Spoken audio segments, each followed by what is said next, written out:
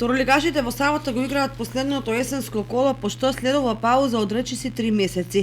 14 изминати кола донесоа неизвестни и интересни надпревари, но истовремено се издвоија фаворитите за највисок пласман и екипите кои напролет ќе водат грчевита борба за опстанок. Скопски Вардар по се изгледа ќе остане без есенската титула, откако во претходното коло одигра нерешено со Пелистер.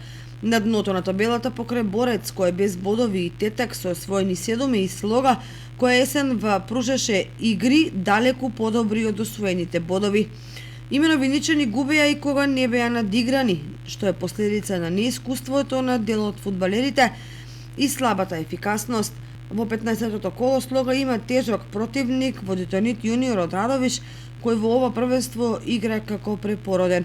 Меѓутоа, опцијата за Слога е победа и освојување 3 бода кои колку толку ќе подобрат ситуацијата на табелата. Еве ги двојките. Каменица, Саса, Пелистер, Беса, Пехча во Скопје, Гостивар, Караорман, Воска, Спорт, Борец, Слога, Детонит, Плачковица, Беласица, Охрид, Лихнидос, Тетак, Саресими, Вардар, Кожув, Евгелија.